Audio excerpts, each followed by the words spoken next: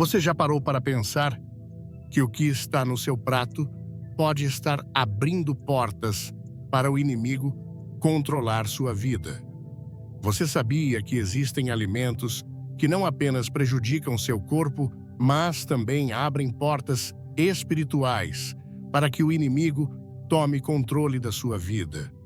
A Bíblia nos adverte claramente em 1 Coríntios 6, versículo 12. Tudo me é lícito, mas nem tudo convém. Tudo me é lícito, mas não me deixarei dominar por nada. Este versículo não fala apenas de ações, mas de hábitos que, sem percebermos, nos escravizam. Hoje vamos mergulhar em um tema raramente abordado, como certos alimentos podem se tornar instrumentos de Satanás para nos enfraquecer espiritualmente. Vamos mostrar como identificar esses alimentos, entender seu impacto oculto e tomar decisões que honrem seu corpo como templo do Espírito Santo. É hora de despertar, de olhar além do sabor e descobrir o que está por trás do que você consome todos os dias. Você está pronto para entender o que Deus reservou para você? Antes de começarmos, deixe um nos comentários se você quer se libertar das armadilhas do inimigo e assine o canal. Não perca o final. Há uma revelação que vai te surpreender. Desde o início dos tempos, o inimigo tem usado os mesmos métodos para desviar o povo de Deus: sedução, dúvida e desejo. Embora pensemos que suas estratégias são sempre grandiosas e evidentes, a verdade é que muitas vezes elas operam no cotidiano, no que parece inofensivo, no que acreditamos não ter nenhuma implicação espiritual. E se eu te dissesse que o que você come, aquilo que você coloca no seu corpo diariamente, pode ser uma ferramenta que Satanás usa para te enfraquecer, confundir seu discernimento e escravizar sua vontade? As Escrituras nos ensinam que o corpo não é apenas matéria, ele é templo do Espírito Santo. Em 1 Coríntios 6, versículo 19, somos lembrados: acaso não sabem que o corpo de vocês é templo do Espírito Santo que está em vocês e que receberam de Deus? Vocês não pertencem a si mesmos. Essa afirmação vai muito além de uma doutrina sobre saúde.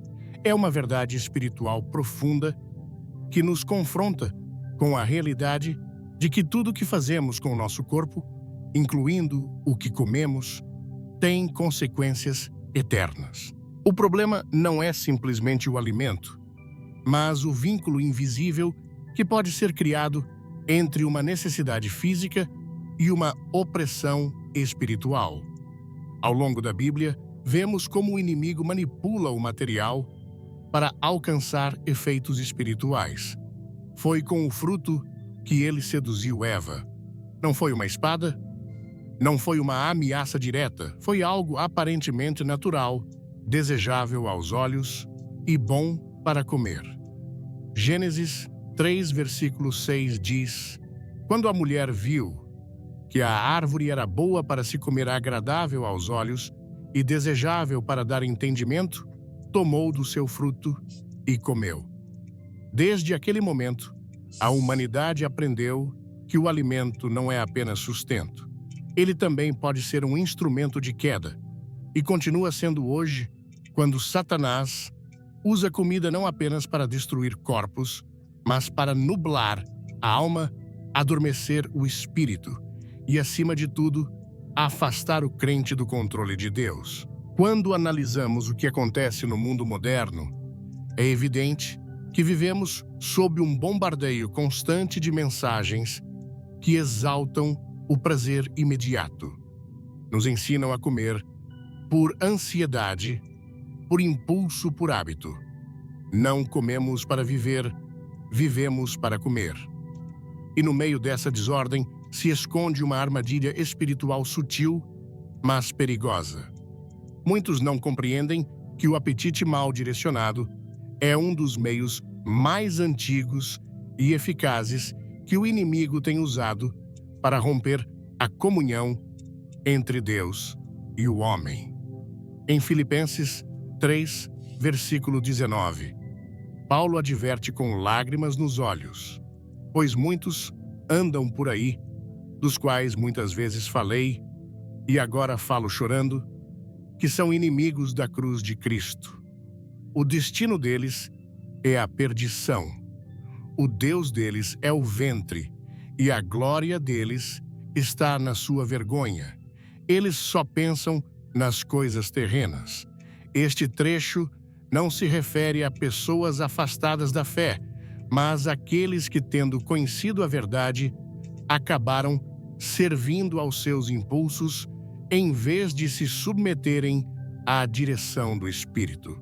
O problema com esses hábitos aparentemente pequenos é que eles abrem portas. Você começa comendo por ansiedade e termina justificando a falta de domínio próprio em outras áreas. Perde clareza espiritual, deixa de discernir a voz de Deus e, sem perceber, se torna cada vez mais fraco diante das tentações. É uma progressão lenta, mas eficaz. Como o povo de Israel no deserto, que após ser liberto por mão poderosa, começou a reclamar da comida.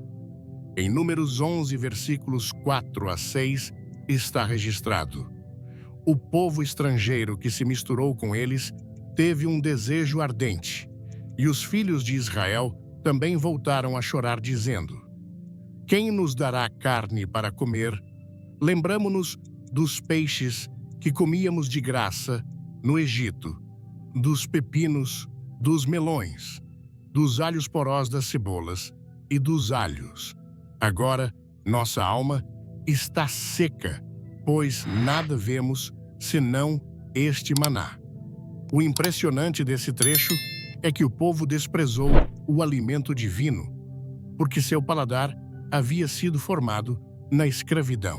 Seu apetite não havia sido redimido e, por isso, desejavam voltar ao Egito. Não foi a fome física que os prendeu, foi o desejo mal direcionado. Gostou do tema? Comente liberdade e clique no sininho para não perder nada. Fique até o fim, porque algo poderoso te espera. Hoje acontece o mesmo. Há cristãos que foram libertos pelo sangue de Cristo, mas continuam presos a costumes alimentares que não apenas prejudicam sua saúde, mas os mantêm escravos no espírito. Não conseguem jejuar, porque seu corpo foi treinado para exigir satisfação imediata. Não conseguem ouvir a Deus com clareza, porque a névoa mental causada por seus hábitos obscureceu sua percepção. Não conseguem dizer não, porque perderam o controle sobre seu próprio corpo. E isso, espiritualmente falando, é uma forma de escravidão. Romanos 6, versículo 16, deixa claro: não sabem que quando se entregam a alguém para obedecê-lo como escravos, são escravos daquele a quem obedecem, seja do pecado para a morte, seja da obediência para a justiça. Esta mensagem não é sobre legalismo. Não se trata de impor regras dietéticas ou substituir a graça por uma lista de proibições. É um chamado urgente para despertar espiritualmente, para ver com os olhos do Espírito o que o mundo normalizou. Por trás de muitos hábitos, há fortalezas invisíveis. Há alimentos que não são apenas alimentos, são correntes disfarçadas. E você não saberá disso até começar a observar o que acontece em você cada vez que decide romper com um desses padrões. É difícil abandonar certo produto. Você sente ansiedade quando não o consome, perde a paz se ele falta. Esses são sinais claros de que você não está no domínio, mas sob domínio. O inimigo conhece essa fraqueza. Por isso, transformou a indústria alimentícia em um campo de batalha espiritual. Não é coincidência que muitos dos produtos que consumimos hoje sejam projetados para provocar dependência, alterar os químicos cerebrais e nos manter em um estado de dependência contínua, não apenas física, mas emocional e espiritual. Satanás não precisa usar uma possessão demoníaca quando pode te controlar com o simples hábito que você mesmo escolheu. Ele não precisa gritar no seu ouvido, se pode atordoar sua alma com o rugido silencioso do excesso. E o mais alarmante é que muitos crentes não veem isso como um terreno espiritual, quando na verdade é. Em Provérbios 23, versículos 20 e 21, encontramos uma advertência clara. Não estejas entre os beberrões de vinho, nem entre os comilões de carne, porque o beberrão e o comilão empobrecerão, e o sono os fará vestir andrajos. Esse empobrecimento não é apenas financeiro, é espiritual. É um empobrecimento de visão, de sensibilidade, de poder espiritual. Jesus mesmo, antes de iniciar seu ministério, enfrentou essa batalha no deserto. O inimigo tentou primeiro com pão, não com fama, não com poder, mas com alimento. Porque sabia que se conseguisse fazer Jesus usar seu poder para satisfazer sua fome, teria quebrado sua dependência do Pai. Mas Jesus respondeu com palavras eternas em Mateus 4, versículo 4. Está escrito: nem só de pão viverá o homem, mas de toda palavra que procede da boca de Deus. Essa declaração não é apenas um princípio, é uma estratégia espiritual. Quando você entende que o que realmente te alimenta não é o pão, mas a palavra, começa a tomar decisões a partir de um lugar de liberdade, não de compulsão. Há momentos em que Deus te chama para jejuar, para te negar, para discernir o que você consome. Não porque quer te castigar, mas porque deseja te libertar. O domínio próprio é um dos frutos do Espírito, e como todo fruto, exige cultivo, intencionalidade e perseverança. Gálatas 5, versículos 22 e 23 diz: mas o fruto do Espírito é amor, alegria, paz, paciência, benignidade, bondade, fidelidade, mansidão, domínio próprio. Contra essas coisas não há lei. Quando você pratica o domínio sobre seu corpo, algo começa a mudar dentro de você. Seu discernimento se aguça, sua sensibilidade espiritual se eleva, sua mente se clareia, suas orações se intensificam. É como se um véu se rasgasse e você começa a ver com mais nitidez o que antes passava despercebido. Quer descobrir como proteger sua vida espiritual? Deixe um like, inscreva-se e comente amém. O final do vídeo vai te impactar. Essa clareza é um presente de Deus, mas vem após o sacrifício. Muitas pessoas que começam a mudar seus hábitos alimentares relatam melhorias físicas, mas também espirituais. Sentem-se mais próximas de Deus, conseguem orar com maior concentração, têm sonhos mais claros, ouvem com mais facilidade a voz do Espírito. E não é mágica, é o fruto de uma obediência concreta. Em Isaías 58, versículo 6, Deus fala sobre o jejum que ele escolheu. Não é este o jejum que escolhi: soltar as cadeias da injustiça, desatar os jugos da opressão, deixar livres os oprimidos e romper todo jugo. Em outras palavras, há correntes que só se quebram quando o corpo se submete, quando o apetite se rende, quando o coração busca a Deus acima do prazer. Esse primeiro passo não é fácil. Implica observar com honestidade, reconhecer quais alimentos têm poder sobre você, admitir que há hábitos que você justificou por anos. Mas é exatamente nesse ato de sinceridade que a verdadeira liberdade começa. Porque o que não é nomeado não é vencido, e o que é justificado não é transformado. Jesus veio para libertar os cativos, e isso inclui aqueles que estão cativos de si mesmos. Não podemos falar de santidade sem falar de disciplina. Não podemos clamar por avivamento enquanto continuamos alimentando fortalezas espirituais com nossas decisões diárias. Hoje é um dia de decisão. Talvez você tenha sentido que sua vida espiritual está estagnada, que sua mente está nublada, que suas orações não fluem. Talvez a resposta não esteja em fazer mais, mas em soltar o que te prende.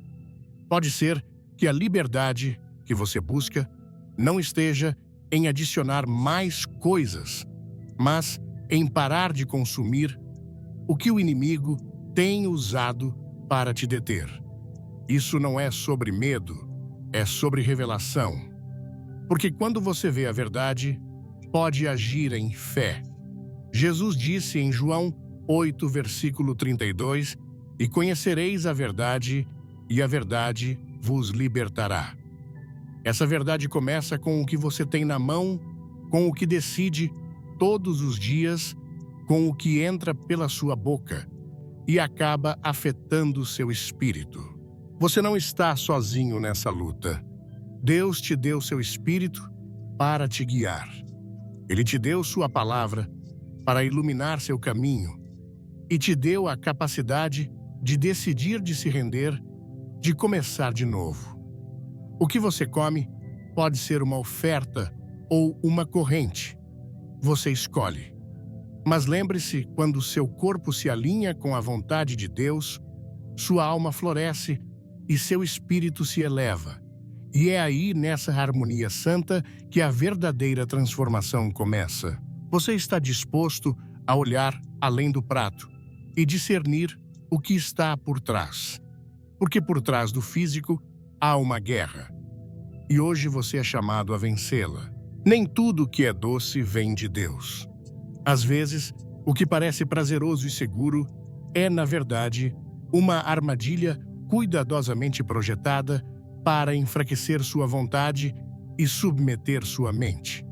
O açúcar, em sua forma moderna, passou de ser um ingrediente a se tornar uma ferramenta de escravidão silenciosa. Está em todos os lugares disfarçado, em rótulos, camuflado, em produtos do dia a dia, presente até onde menos esperamos. Não apenas modifica o corpo, altera a mente, e com ela, sua capacidade de ouvir a voz de Deus com clareza. Em 2 Timóteo 1, versículo 7, a Escritura afirma: "Porque Deus não nos deu espírito de covardia, mas de poder, de amor e de domínio próprio." Domínio próprio não é um luxo, é uma marca do Espírito Santo. Mas esse fruto não pode florescer em um corpo governado por impulsos que surgem de uma adição cuidadosamente normalizada. A doçura da tentação não começou na indústria moderna. Desde tempos antigos, o homem busca satisfazer seus desejos através do que agrada ao paladar. Mas quando esse desejo se torna necessidade, já não há liberdade. E onde não há liberdade, há terreno fértil para o inimigo. Jesus ensinou que ninguém pode servir a dois senhores, e embora em seu contexto ele falasse de riquezas, o princípio se estende a qualquer coisa que governa o coração. Se seu corpo clama por açúcar todos os dias e sua mente se nubla quando não o obtém, você está diante de um conflito espiritual disfarçado de costume diário. Você não pode declarar liberdade em Cristo enquanto está preso por correntes que você mesmo alimenta com cada decisão. Se você sente que Deus quer te libertar, comente e assine o canal. Não saia antes do final. Tem uma surpresa espiritual para você. O açúcar age no cérebro de maneira semelhante a certas drogas. Ele libera dopamina, te faz sentir prazer momentâneo e depois exige mais. Isso não é apenas uma reação química, é uma manipulação do sistema que Deus projetou para o equilíbrio. Quando o design divino é manipulado, o resultado é desordem. E onde há desordem, a presença de Deus não se manifesta em plenitude. 1 Coríntios 14, versículo 33, nos lembra: porque Deus não é Deus de confusão, mas de paz. Uma mente confusa, ansiosa e emocionalmente alterada pelo que consome, não pode caminhar nessa paz. E sem paz, perde-se a clareza para tomar decisões espirituais. O açúcar não entra apenas pela boca, ele sobe a mente e bloqueia os canais de sensibilidade que o Espírito Santo usa para falar. A gula tem sido mencionada na palavra como uma forma de idolatria. O açúcar, embora pareça inocente, foi exaltado como um ídolo cultural. É celebrado, recompensado, consumido em excesso sem consciência. Mas por trás dessa cultura, há uma estrutura espiritual que opera sob o princípio da prisão emocional. O inimigo não precisa te atacar com coisas óbvias, quando pode te envolver com coisas aceitas. A doçura do açúcar encobre seu verdadeiro propósito, desviar o coração do homem para o prazer imediato e afastá-lo do autocontrole que é essencial para viver segundo o Espírito. Romanos 8, versículo 13 diz: pois se vocês viverem segundo a carne, morrerão. Mas se pelo Espírito fizerem morrer, as obras da carne viverão. Viver segundo a carne nem sempre significa atos escandalosos. Às vezes, significa não conseguir se negar a mais uma colherada. Muitos oram por direção divina, mas não conseguem ouvir. Pedem sabedoria, mas sua mente não tem descanso. Jejuam, mas quebram o jejum por um desejo que não conseguem resistir. Isso não é uma questão menor. É uma porta aberta que enfraquece o espírito a partir do invisível. Quando Jesus falou sobre o jejum, não o fez como uma sugestão, mas como uma prática esperada. Em Mateus 6, versículo 16, ele diz: quando jejuarem. Ele não disse se disse quando. Mas como alguém pode jejuar com propósito se seu sistema está condicionado a colapsar na ausência de açúcar? A resistência espiritual é construída no corpo também. Um corpo governado pela necessidade constante de doçura dificilmente se submete aos processos do espírito. O açúcar substituiu o pão como símbolo cultural de sustento. Não é por acaso que o doce se tornou símbolo de celebração, consolo e recompensa. Mas o consolo deve vir do Espírito Santo, a recompensa vem de Deus. O açúcar usurpou esse lugar. Por isso, quando o corpo é privado desse estímulo, muitas pessoas experimentam sintomas de abstinência que não são apenas físicos, são sintomas espirituais: irritação, tristeza, confusão. Não é simplesmente falta de glicose, é a manifestação de uma prisão que criou raízes profundas. E toda raiz que não foi plantada pelo Pai deve ser arrancada. Mateus 15, versículo 13 expressa isso claramente. Toda planta que meu Pai Celestial não plantou será arrancada. Nos tempos antigos, o povo de Deus era instruído sobre o que devia ou não comer, não como uma imposição arbitrária, mas como um ato de consagração. Hoje, embora não vivamos mais sob a lei mosaica, o princípio de santidade permanece válido. Deus continua chamando o seu povo a distinguir entre o que edifica e o que destrói. O corpo, como templo do Espírito, deve ser mantido em estado de alerta de vigilância, não sob o controle de substâncias que entorpecem e embotam o julgamento. Em 1 Pedro 5, versículo 8, somos exortados: sede sóbrios e vigilantes, porque o vosso adversário, o diabo, anda em derredor como leão, que ruge, procurando a quem possa devorar. A sobriedade espiritual também inclui a sobriedade física. Não se pode vigiar com eficácia se o corpo está submetido a um regime de dependência. Antes de tudo, comente Vida Nova, dê um like e ative as notificações. Fique até o último segundo para uma verdade que vai mudar sua perspectiva. O inimigo não age apenas no plano espiritual.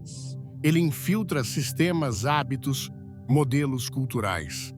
A indústria do açúcar criou uma dependência global que é reforçada por marketing emocional, manipulação informativa e acesso desenfreado.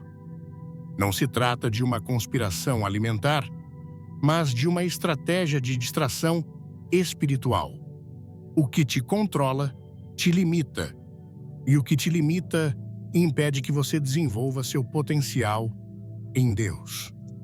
O povo de Deus foi chamado à liberdade, mas muitos vivem em escravidão diária sem perceber. Em Gálatas 5, versículo 1, está declarado: permanecei, pois, firmes na liberdade com que Cristo nos libertou, e não vos sujeiteis outra vez ao jugo da escravidão. Esse jugo pode assumir muitas formas. Às vezes, toma a forma do que adoça seu café. Essa doçura é ilusória, produz um prazer efêmero, que não preenche o vazio interior. Somente o Espírito Santo pode trazer plenitude, somente a palavra pode dar saciedade. O açúcar cria a ilusão de satisfação, mas exige cada vez mais.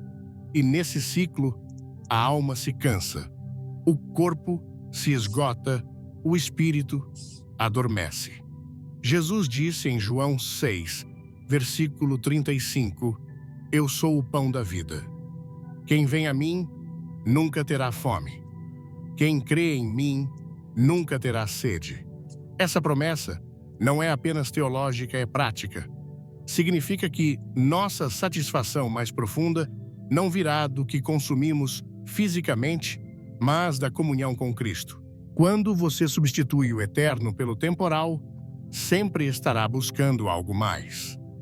Mas quando a alma é alimentada corretamente, o corpo deixa de exigir o que não precisa.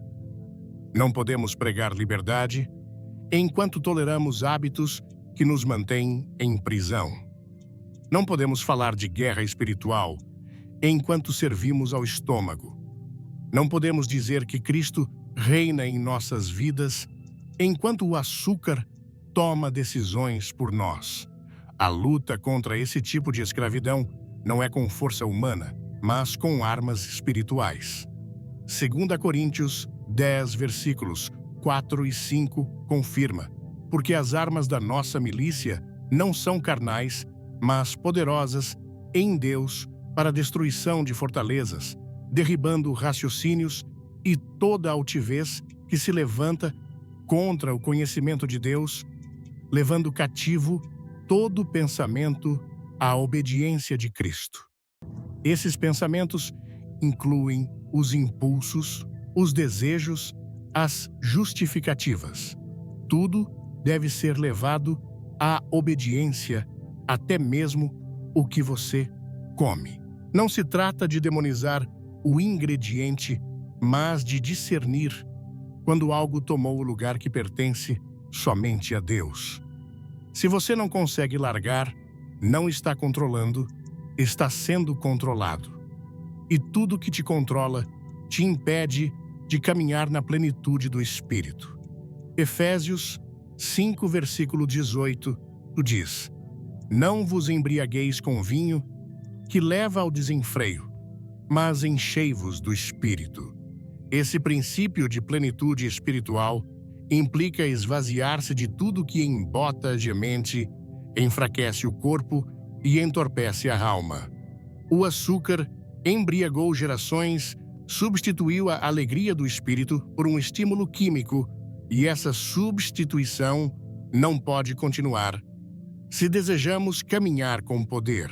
O corpo precisa de alimento, mas nem toda necessidade é legítima quando foi manipulada pelo inimigo.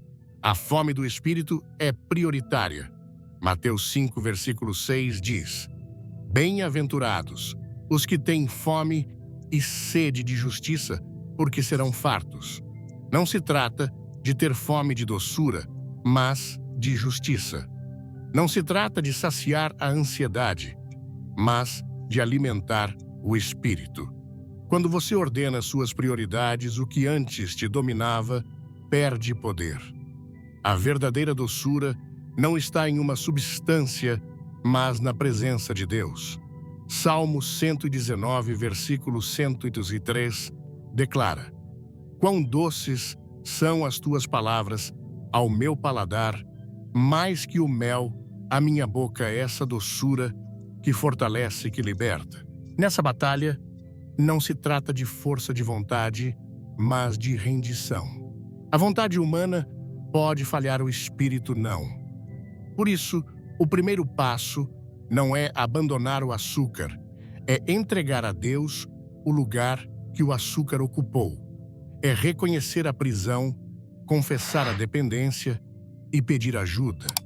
Deus honra o coração contrito. Ele não despreza a fraqueza, ele a transforma. E nesse processo, o corpo se alinha. A mente se clareia, o espírito se eleva. Provérbios 3, versículos 5 e 6 instrui: Confia no Senhor de todo teu coração e não te apoies no teu próprio entendimento. Reconhece-o em todos os teus caminhos e ele endireitará as tuas veredas. Inclua o caminho da sua alimentação. Inclua o que você consome, porque cada decisão é uma semente que produz fruto espiritual. Quando o povo de Deus decide consagrar até mesmo o mínimo à sua vontade, os céus se abrem. A obediência no pequeno precede a revelação no grande. O inimigo sabe disso, por isso luta para te manter distraído com o trivial. Mas o Espírito Santo te chama para despertar, para discernir, para agir. O doce nem sempre é bom ou agradável, nem sempre é correto. Somente o que vem de Deus traz liberdade. E a liberdade não tem sabor, tem poder.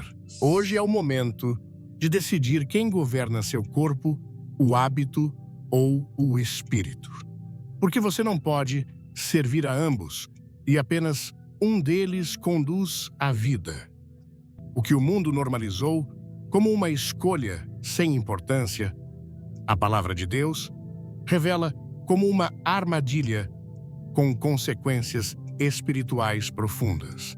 Em meio a uma cultura que celebra a liberdade de consumo, sem discernimento, surgiu um sistema alimentar que não apenas afeta o corpo, mas contamina a alma. A realidade que muitos preferem ignorar é que existem alimentos direta ou simbolicamente associados a práticas espirituais contrárias a Deus. Por trás de certos produtos não há apenas uma fábrica ou uma marca, há pactos rituais e intenções ocultas. Em 1 Coríntios 10, versículo 20, o apóstolo Paulo adverte com clareza: antes digo que o que os gentios sacrificam, sacrificam a demônios e não a Deus. E não quero que vocês tenham comunhão com demônios. Essa advertência não foi dirigida a pagãos, mas a crentes que esqueceram que até mesmo o que se consome deve ser discernido espiritualmente. Quando a Escritura fala de carne sacrificada a ídolos, não o faz apenas de uma perspectiva cerimonial, mas de um princípio eterno. O que foi consagrado a outros deuses carrega uma influência espiritual. Esse princípio permanece válido. Não se trata do ato visível, mas do pano de fundo. Em muitas culturas, a produção de certos alimentos está impregnada de simbolismos religiosos, invocações e filosofias que se opõem diretamente à verdade de Cristo. Não é necessário participar ativamente desses ritos para estar em risco, basta ignorar sua existência e consumir sem discernimento. O inimigo trabalha nas sombras, sabendo que a ignorância é um terreno fértil para a opressão. Oséias 4, versículo 6 diz com contundência: o meu povo está sendo destruído porque lhe falta o conhecimento. Quando alguém consome algo que foi espiritualmente contaminado, mesmo que não perceba, imediatamente seu espírito pode ser afetado. Há alimentos que abrem portas porque foram oferecidos com intenções ocultas. Alguns produtos carregam símbolos, nomes ou slogans que glorificam outras entidades e, mesmo assim, são recebidos com leviandade. O discernimento enfraqueceu, porque a fome por comodidade superou o desejo de santidade. Em 2 Coríntios 6, versículo 14, Paulo pergunta: que comunhão tem a luz com as trevas? Que harmonia entre Cristo e Belial? Que parte tem o crente com o incrédulo? E que acordo há entre o templo de Deus e os ídolos?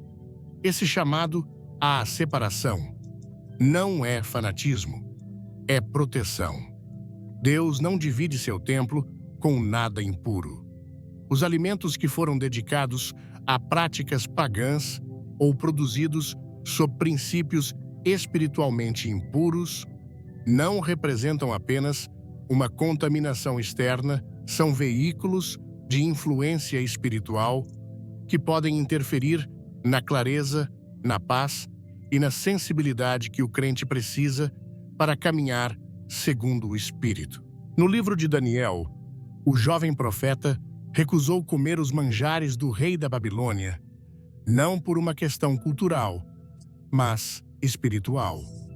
Daniel 1, versículo 8 diz: resolveu Daniel no seu coração não se contaminar com a porção das iguarias do rei, nem com o vinho que ele bebia.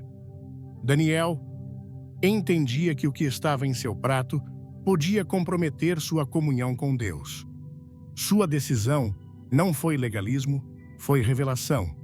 Foi uma expressão de fidelidade em um ambiente carregado de idolatria. Esta geração perdeu esse nível de sensibilidade. As linhas entre o puro e o impuro, entre o santo e o profano, foram apagadas. Consome-se sem perguntar, sem orar, sem discernir. Tudo é justificado sob a bandeira da graça, sem entender que a graça não anula a necessidade de santificação. Hebreus 12, versículo 14 nos lembra: sem santidade, ninguém verá o Senhor. A influência espiritual nem sempre é evidente. Muitas vezes, age lentamente, nublando a mente, apagando o discernimento, enfraquecendo a fé. E quando o crente percebe, já está preso em uma dinâmica que só pode ser quebrada com obediência radical. A Bíblia ensina que somos responsáveis por examinar todas as coisas. Em 1 Tessalonicenses 5, versículos 21 e 22, Paulo exorta: examinai tudo, retende o que é bom. Abstende-vos de toda forma de mal. Essa exortação não se limita a doutrinas ou ensinamentos. Estende-se a tudo que interage com o crente. Vivemos em um tempo em que o mal se disfarça de progresso, de tendência de multiculturalismo. Mas o que Deus chama de profano não pode ser aceito como normal, só porque é comum.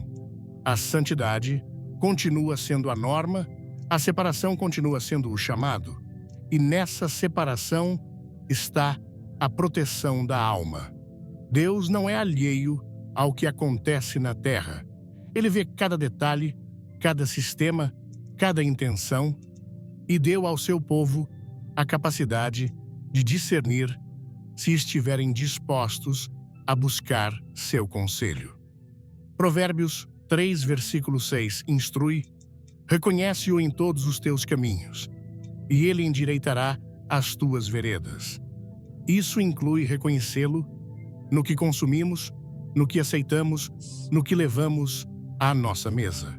O inimigo sofisticou seus métodos, mas seu objetivo permanece o mesmo: infiltrar, contaminar, desviar. Ele não o faz com gritos ou espetáculos. Ele o faz com sutileza. Introduz conceitos espirituais disfarçados de tradição cultural. Usa palavras suaves para esconder intenções obscuras. Aproveita-se da indiferença e do descuido.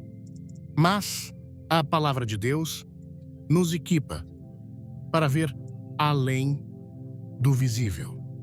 Quando o apóstolo Paulo abordou esse tema com a igreja em Corinto, ele o fez com uma clareza que não deixa espaço para ambiguidades. Em 1 Coríntios 10, versículo 21, ele afirma: não podeis beber o cálice do Senhor e o cálice dos demônios. Não podeis participar da mesa do Senhor e da mesa dos demônios. Essa declaração evidencia que nem todo alimento é neutro. Há mesas espirituais que se estendem no invisível. E quando o crente participa sem discernimento, ele se une a pactos que desconhece. Não basta orar pela comida se o coração não está disposto a obedecer ao que o Espírito revela. A oração deve ser acompanhada de obediência e vigilância.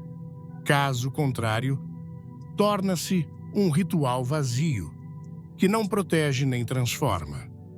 O chamado não é ao medo, mas à consciência. Deus não deseja que seu povo viva em paranoia, mas em sabedoria.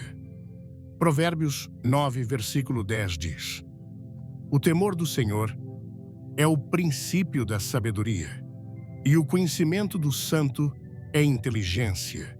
Esse temor não paralisa, desperta, não oprime, liberta, porque quando se teme a Deus, deixa-se de temer o engano. Quando se caminha na luz, as trevas não podem governar. E quando o crente entende que cada decisão tem um peso eterno, começa a viver com intenção, com pureza, com discernimento. O ato de se alimentar é mais que uma necessidade biológica. É uma expressão do que se honra, do que se permite, do que se aceita como parte de si mesmo. Por isso, o inimigo transformou essa área em um campo estratégico. Ele não precisa mudar sua doutrina se pode infiltrar sua mesa. Não precisa alterar sua fé se consegue adormecer seu discernimento. Mas Deus está chamando o seu povo a despertar, a examinar, a separar. Em Levítico 20, versículo 26, o Senhor declara: Sereis santos para mim, porque eu, o Senhor, sou santo, e vos separei dos povos para serdes meus. Essa separação continua válida. Não é uma separação física, mas espiritual. Não é uma rejeição do mundo, mas um compromisso com a verdade. Há alimentos que não apenas nutrem o corpo, mas contaminam o espírito, não por sua composição química, mas por sua origem espiritual. O crente deve aprender a discernir além do evidente. Não se trata de cair em legalismos, mas de abraçar uma vida de consagração. Porque o que começa como uma decisão trivial pode se tornar um canal de influência que enfraquece lentamente a vida espiritual. E em tempos em que a batalha espiritual se intensifica, não há espaço para negligência. O apóstolo Pedro expressou isso com urgência em 1 Pedro 1, versículos 15 e 16. Pelo contrário, segundo é santo aquele que vos chamou, tornai-vos santos também, vós mesmos, em todo o vosso procedimento, porque está escrito: sereis santos, porque eu sou santo. A santidade inclui a maneira como nos relacionamos com o que consumimos e inclui o reconhecimento de que nossa vida está consagrada do invisível ao visível. E se fomos chamados a ser templo, devemos cuidar do que entra nesse templo. Nem tudo que é legal é lícito, nem tudo que é comum é correto.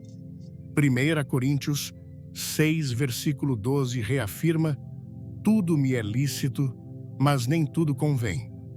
Tudo me é lícito, mas não me deixarei dominar por nada. Essa é a chave: não ser dominado, não ser influenciado pelo oculto, não permitir que o que foi oferecido a outros deuses tenha lugar na vida de um filho de Deus. A obediência nessa área pode parecer pequena, mas produz frutos imensos. O discernimento cresce a clareza, se multiplica a sensibilidade, ao espírito se aguça. Porque Deus honra aqueles que o honram. E quando o crente decide render, até mesmo o que come, está dizendo com sua vida: tu governas tudo. Senhor, nada está fora do teu senhorio. Essa rendição é a base da autoridade espiritual. Não se pode repreender o inimigo enquanto se participa de suas mesas. Não se pode caminhar em santidade enquanto se permite a contaminação disfarçada. Mas quando se escolhe a pureza, acessam-se níveis mais profundos de comunhão com Deus. O que está em jogo não é uma dieta, a santidade, é a obediência, é a presença de Deus se manifestando com poder em cada área da vida. E essa manifestação começa quando se leva a sério o que o mundo trata com leviandade. O alimento é uma linguagem, diz algo sobre quem governa, sobre o que se valoriza, sobre a quem se honra. E somente um é digno de receber essa honra. Seu nome é santo, seu nome é Cristo.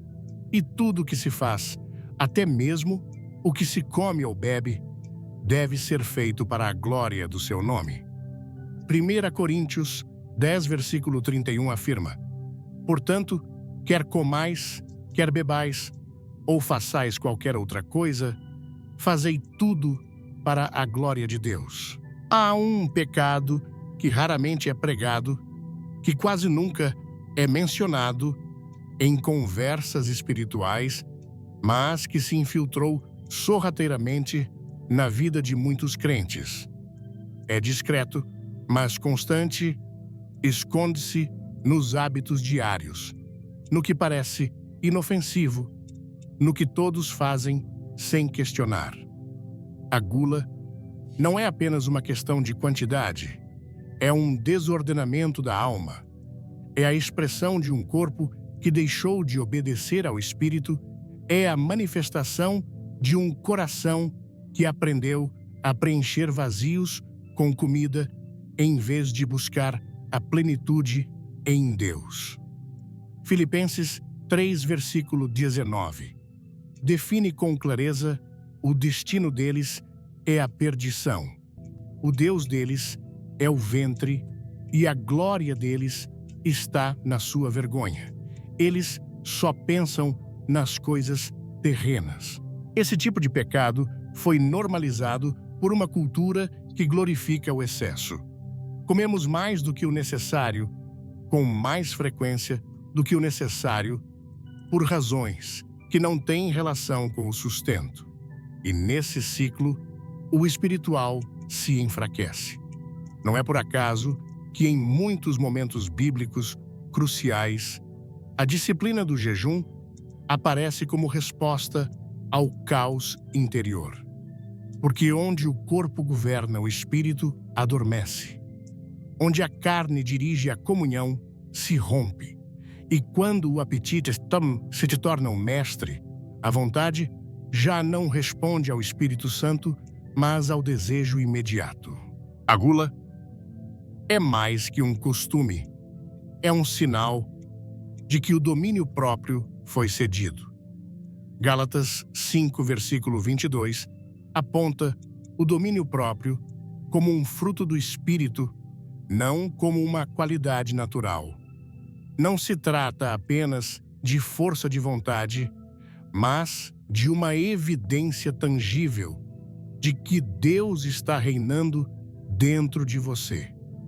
Quando uma pessoa não consegue parar, ela não está sendo governada pelo Espírito, está sendo arrastada por um impulso que, embora disfarçado de necessidade biológica, tem raízes mais profundas. A Escritura não minimiza o pecado da gula. De fato, o coloca no mesmo nível de outros comportamentos que prejudicam a alma e apagam a voz de Deus na consciência do crente. No Antigo Testamento, o povo de Israel caiu várias vezes por seguir seus desejos mais básicos. Números 11 relata como eles desejaram comida a ponto de provocar a ira de Deus. Não era fome verdadeira, era insatisfação espiritual expressa através do apetite. Aquela queixa constante, aquele desejo de voltar ao Egito apenas por seus alimentos, revelava falta de transformação em seu interior. Apesar de terem saído fisicamente da escravidão, seu coração continuava escravizado aos prazeres do passado. O mesmo acontece hoje. Muitos foram libertos, mas sua relação com a comida reflete uma escravidão interior que ainda não foi quebrada. A gula não se limita a um excesso ocasional, é uma atitude persistente da alma que busca consolo, escape ou recompensa através da comida. Quando o alimento deixa de ser sustento e se torna refúgio, ele já usurpou um lugar que pertence somente a Deus. Salmo 46, versículo 1, diz: Deus é o nosso refúgio e fortaleza, socorro bem presente nas tribulações. Essa declaração não é poética, é uma direção clara. Quando em meio à ansiedade, à tristeza ou à celebração, se recorre primeiro ao prato e não à presença, houve um deslocamento espiritual. Não se trata de condenar o ato de comer. Deus instituiu o alimento como parte de sua provisão. Em Gênesis, ele dá ao homem os frutos da terra. No deserto, provê o maná. No ministério de Jesus, o pão é multiplicado e compartilhado. Mas em todos esses exemplos, o alimento nunca ocupou o centro. era o meio, não o fim. Era a expressão de cuidado, não o objeto de adoração. Na gula, o criado se torna ídolo, e esse ídolo exige cada vez mais, consome sem saciar, promete alívio, mas entrega peso. A relação desordenada com a comida afeta mais que o corpo. Ela entorpece a oração, enfraquece a disciplina, inibe o desejo de buscar a Deus. A pesadez do corpo se traduz em sonolência espiritual. Jesus mesmo advertiu sobre isso em Lucas 21, versículo 34. Acautelai-vos por vós mesmos, para que nunca vos suceda que o vosso coração fique sobrecarregado com a gula, a embriaguez e as preocupações desta vida, e aquele dia vos sobrevenha de repente. A advertência não era apenas física, era profética. Há um peso que impede estar preparado, há uma saturação que apaga a expectativa. O excesso pode parecer insignificante, mas no espiritual é um obstáculo que impede discernir os tempos de Deus. O inimigo nem sempre precisa usar grandes pecados visíveis para fazer os crentes caírem. Basta mantê-los adormecidos, pesados, confortáveis em sua carne.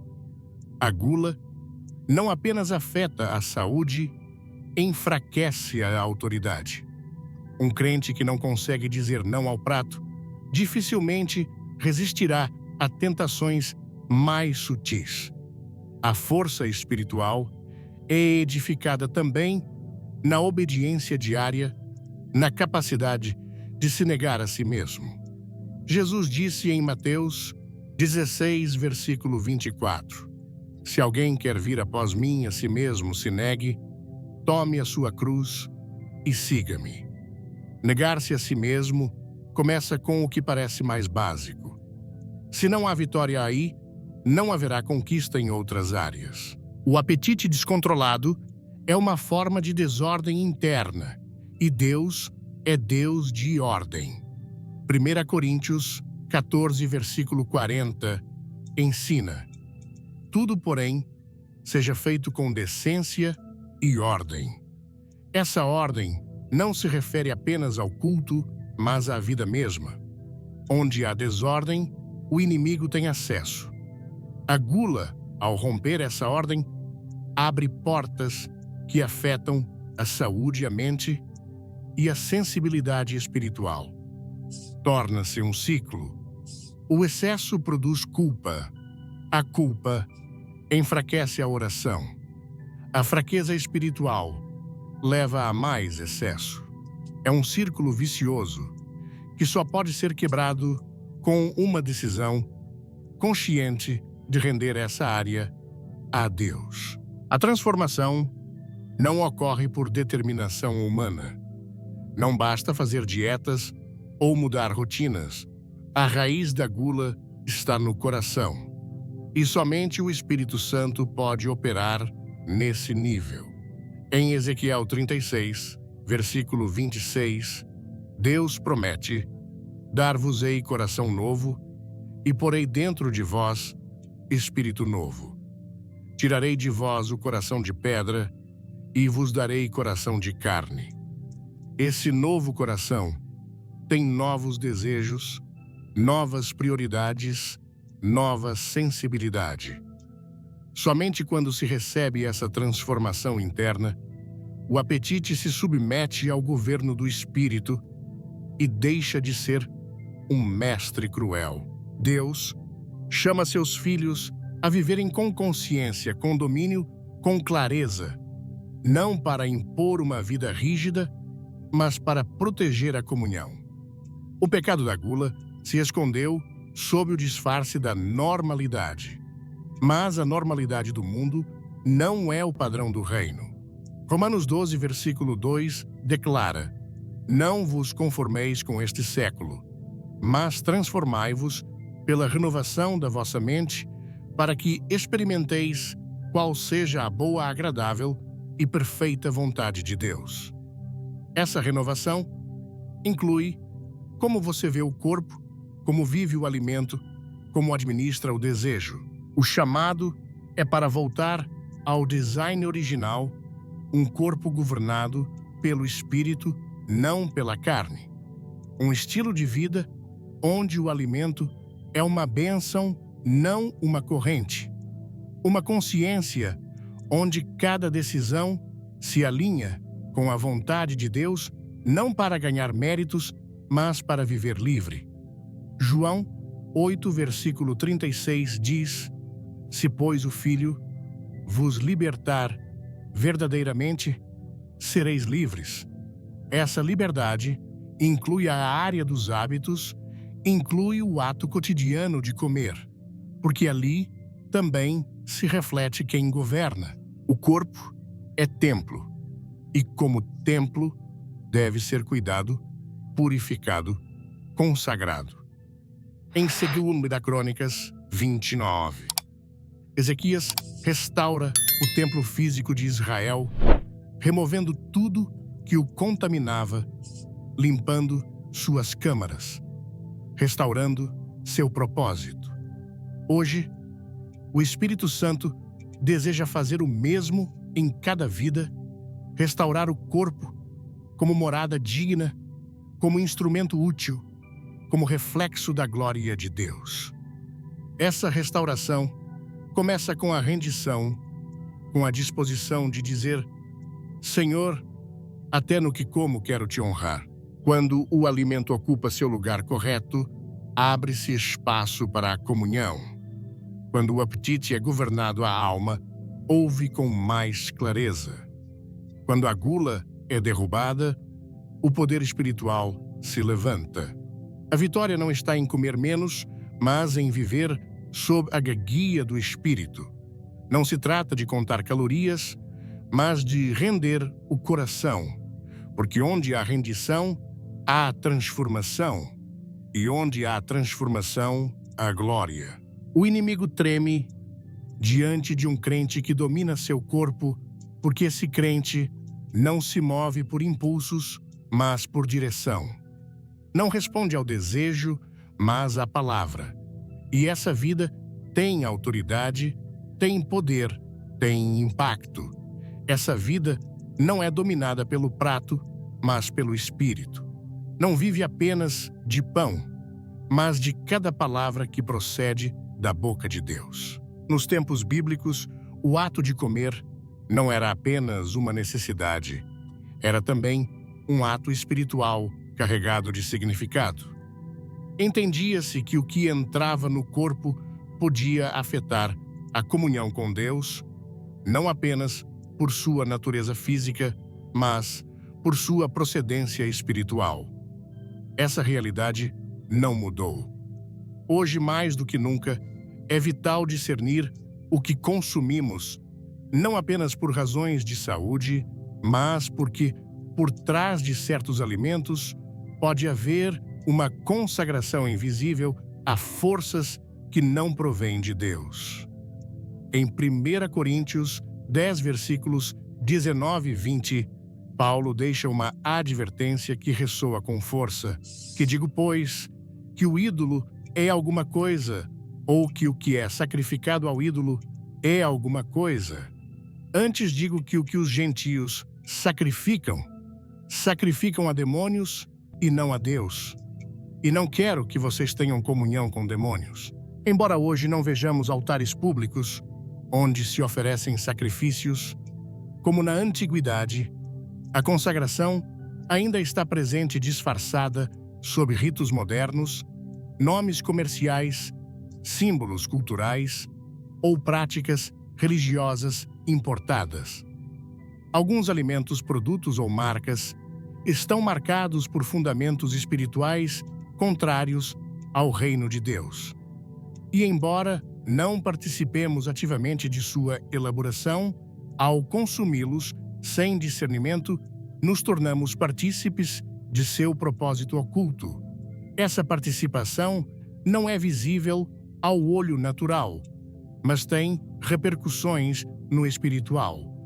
Trata-se de portas que se abrem acessos, que se cedem comunhões, que se estabelecem sem que a maioria perceba. Por isso, Paulo acrescenta no versículo seguinte, 1 Coríntios 10, versículo 21, não podeis beber o cálice do Senhor e o cálice dos demônios. Não podeis participar da mesa do Senhor e da mesa dos demônios. A mesa não é apenas um espaço físico, representa pacto, representa comunhão.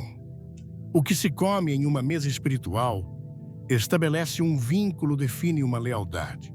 E quando se participa sem consciência, perde-se autoridade. O inimigo não precisa estabelecer contato direto se consegue se infiltrar no ato cotidiano de se alimentar. Na antiguidade, o povo de Deus era constantemente advertido contra a contaminação ritual. Em muitos casos, essa advertência tinha a ver com alimentos que haviam sido oferecidos a ídolos ou preparados sob normas religiosas alheias à lei de Deus. O princípio permanece válido. O que foi consagrado ao profano contamina o que é santo. A estratégia do adversário foi sofisticada. Ele já não busca impor a idolatria abertamente, mas normalizá-la sutilmente. Ele o faz através de produtos que se apresentam como inofensivos, mas que foram elaborados sob invocações práticas culturais ocultas ou fundamentos espirituais distorcidos. Embora muitos não percebam, seu efeito pode se manifestar em forma de confusão espiritual, perda de sensibilidade, sequidão na oração ou interrupções na paz interior. Não se trata de superstição, mas de uma realidade espiritual que a palavra nos ensina a considerar. O chamado não é para viver com medo, mas com discernimento. Deus não deseja que caminhemos na ignorância, mas na sabedoria. Efésios 5, versículos 15 a 17, declara: portanto, vede prudentemente como andais, não como nécios, mas como sábios, remindo o tempo, porque os dias são maus. Por isso, não vos torneis insensatos, mas compreendei qual é a vontade do Senhor. Essa prudência também se aplica ao que consumimos, porque até mesmo o que parece cotidiano pode ter implicações eternas. O que entra no corpo afeta mais do que se imagina. E se o corpo é templo do Espírito Santo, tudo que o toca deve ser examinado, rendido e purificado sob a luz da verdade. Porque quem participa da mesa do Senhor não pode sentar-se ainda que inconscientemente em mesas alheias ao seu reino. O corpo que Deus te deu não é uma casualidade nem um acidente, é um design divino criado com um propósito consagrado como templo e chamado a refletir a glória do Criador em cada uma de suas funções. A maneira como ele é cuidado, alimentado e governado é parte essencial da obediência espiritual. Não se pode buscar a plenitude da vida cristã enquanto o corpo permanece preso por hábitos que contradizem a vontade de Deus. A restauração começa com a rendição. Romanos 12, versículo 1, declara com clareza: rogo-vos, pois, irmãos, pelas misericórdias de Deus, que apresenteis o vosso corpo por sacrifício vivo, santo e agradável a Deus, que é o vosso culto racional. Apresentar o corpo não significa apenas abster-se do pecado visível, mas também submeter cada aspecto físico à autoridade do Espírito. No cotidiano, onde se decide o que entra no corpo, reflete-se o que verdadeiramente governa a alma.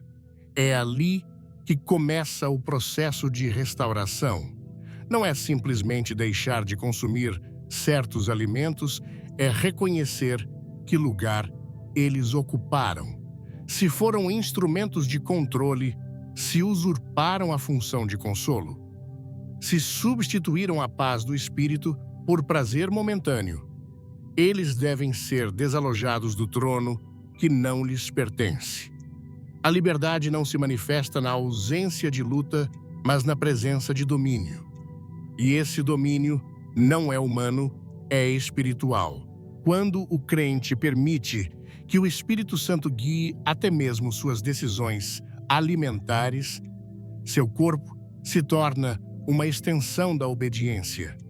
Não se trata de viver sob leis humanas, mas de caminhar sob convicções celestiais. A restauração implica limpeza, mas também realinhamento. Em 2 Coríntios 7, versículo 1, somos exortados. Tendo, pois, amados, tais promessas, purifiquemo-nos de toda impureza, tanto da carne como do espírito, aperfeiçoando a nossa santidade no temor de Deus. O chamado é para aperfeiçoar a santidade, e isso requer uma transformação completa, não parcial. O corpo, como instrumento de obediência, deve ser tratado com reverência, não com indulgência. Restaurar o templo significa tomar autoridade sobre o que antes dominava, significa restabelecer a ordem que Deus projetou, onde o espírito governa, a mente discerne e o corpo obedece. Nessa ordem, há poder. Nessa ordem, há revelação. Nessa ordem, experimenta-se a comunhão que foi quebrada pelo desordenamento. Não basta orar, é necessário agir com decisão. Não basta conhecer a verdade, é necessário sujeitar-se a ela. João 2, versículos 31 e 33, deixa claro: se vós permanecerdes na minha palavra, sereis verdadeiramente meus discípulos, e conhecereis a verdade, e a verdade vos libertará. A verdade liberta, mas somente quando é obedecida. O inimigo não teme o conhecimento teórico, ele teme a obediência prática. Porque onde há obediência, há glória. Onde há entrega, há respaldo.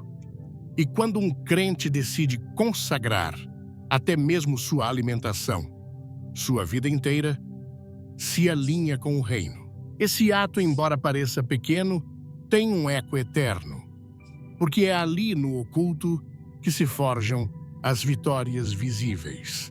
É ali na escolha diária que se manifesta o verdadeiro senhorio de Cristo.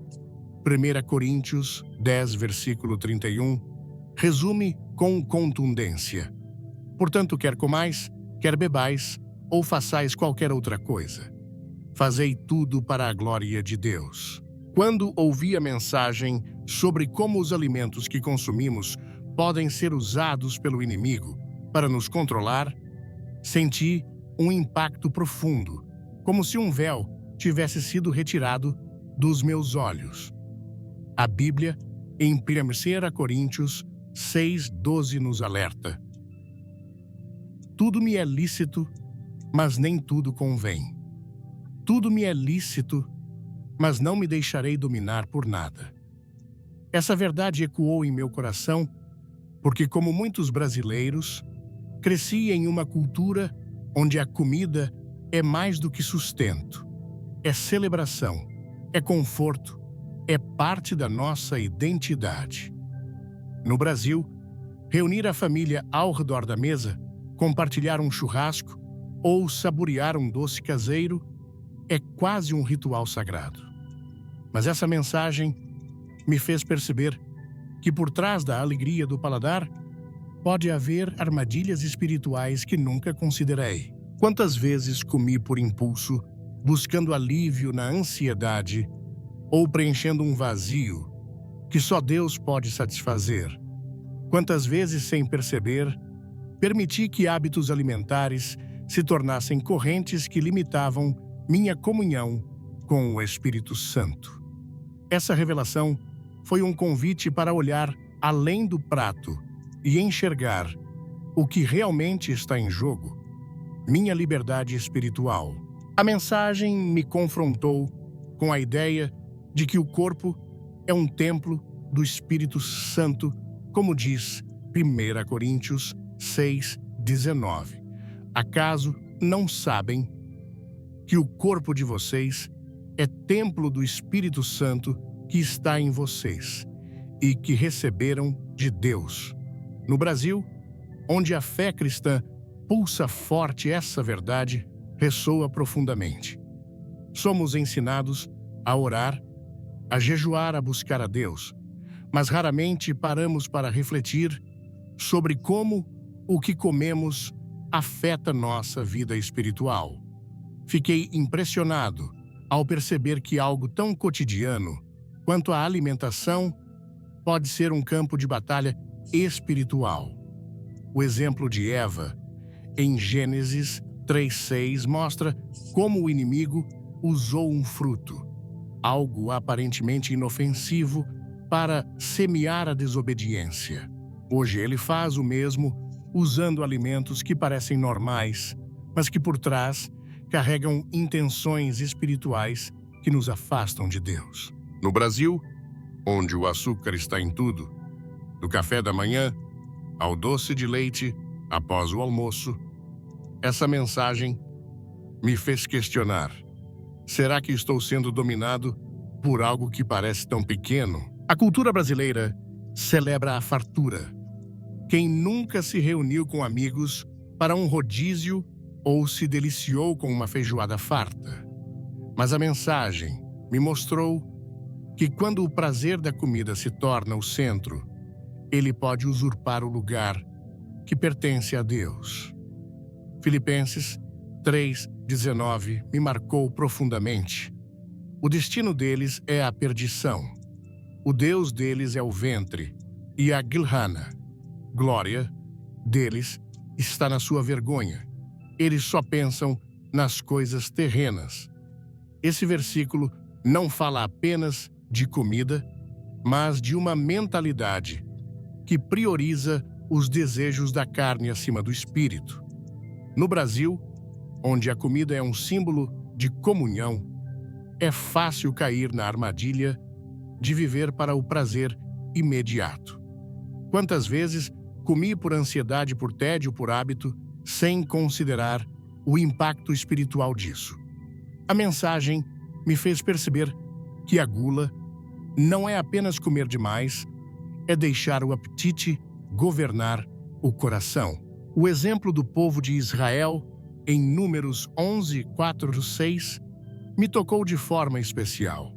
Eles desprezaram o maná, o alimento divino, porque desejavam os prazeres do Egito. No Brasil, onde a comida é tão central na nossa cultura, muitas vezes agimos como eles, presos a desejos que nos escravizam.